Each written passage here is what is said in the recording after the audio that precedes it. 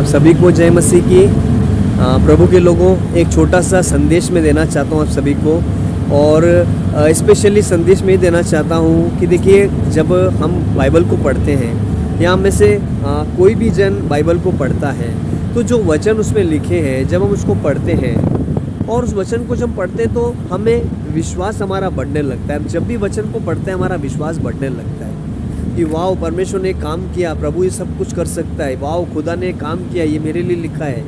तो जब हम पढ़ते हैं उत्साहित होते हैं। लेकिन जब बहुत सारे लोग जब बाइबल को बंद करके रखते हैं और प्रार्थना करते हैं, प्रार्थना के बाद जब वो फ्री होते हैं तो कई बार जो दुष्ट की जो सेना है वो कानों के पास लोगों के धीरे धीरे बात करती है। जो दुष्ट आत्माएं हैं वो धीरे धीरे बात करती है, झूठ को दिखाती है, झूठ को बताती है, ताकि आपने जो पढ़ा है वो आपके मन से निकल जाए। आपने जो विश्वास किया है, जिस वचन को पढ़कर आपके मन में विश्वास आया है कि परमेश्वर महान है, सब कुछ कर सकता है, वो आपके अंदर से हट जाए।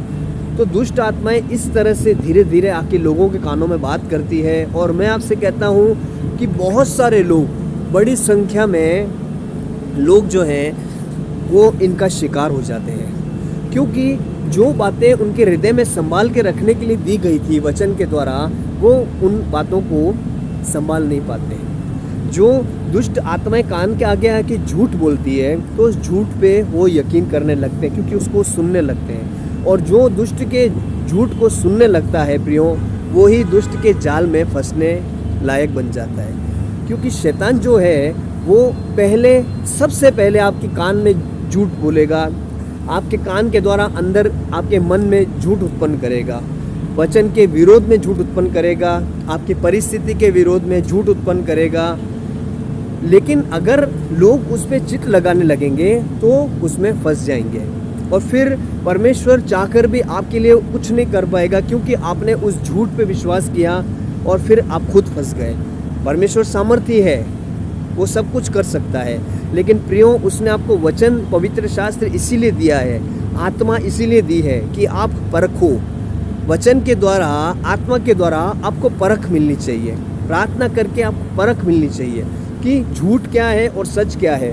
क्योंकि देखिए, शैतान जो है हवा के पास गया तो हवा को पाप में गिराने के लिए सबसे पहले उसने झूठ बोला, और झूठ बोल के एक सिंपल सा, साधारण सा, जो बोले तो एप्पल या साधारण सा एक फल, उसमें कोई खासियत नहीं थी, पर एक झूठ के कारण उसको ऐसा प्रेजेंट किया गया, ऐसा दिखाया, हवा को ऐसा तारीफ करके दिखाया।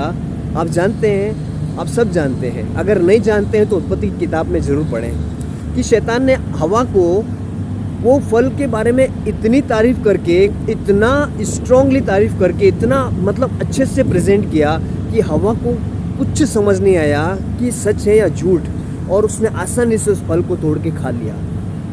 तो दुष्ट जो है आपकी आंखों के आगे पहले आपके कान में फुसफुसाएगा, फिर आपके मन में वो झूठ उत्पन्न करेगा। अगर आपने मन और चित्त लगाया वहाँ पे, उसका झूठ को सुना, तो आपकी आंखों के आगे ऐसा प्रेजेंट करेगा उस झूठ को कि आप चाहकर भी शायद समझ नहीं पाएंगे, और शायद आपके साथ धोखा हो जाएगा, आप शिकार बन सकते हैं। तो इस बात को याद रखिएगा प्रभु के लोगों, कि वचन में जो लिखा है वही सत्य है, बाकी सब झूठ है।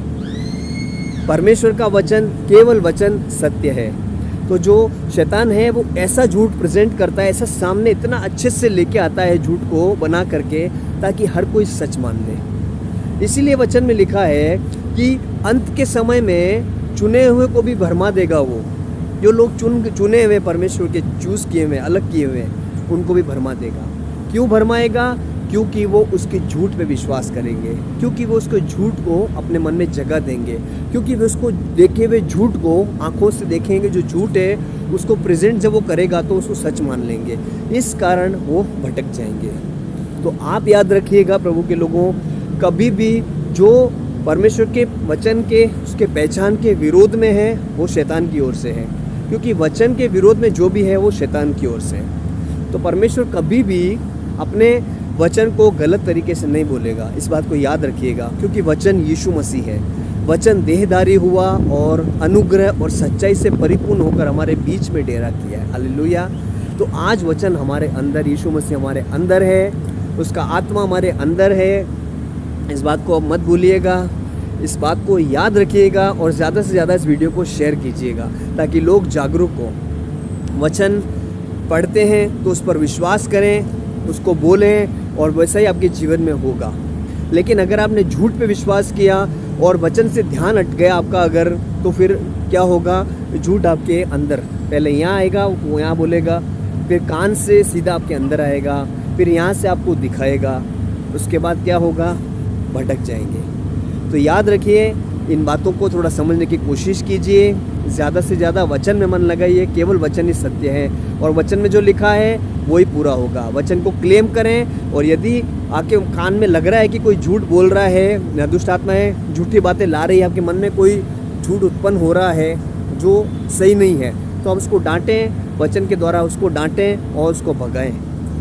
तो प्रभु आप सबों को आशीष दे, खुदावंद की बरकत आप सबों पर बनी रहे। वीडियो को ज़्यादा से ज़्यादा लाइक और शेयर करें। लाइक करें ना करें पर शेयर ज़रूर कीजिएगा, क्योंकि शेयर करने से देखिए और लोग भी सीखेंगे इन बातों को, छोटी छोटी बातों को और लोग भी सीखेंगे। प्रभु आपको आशीष दे। God bless you.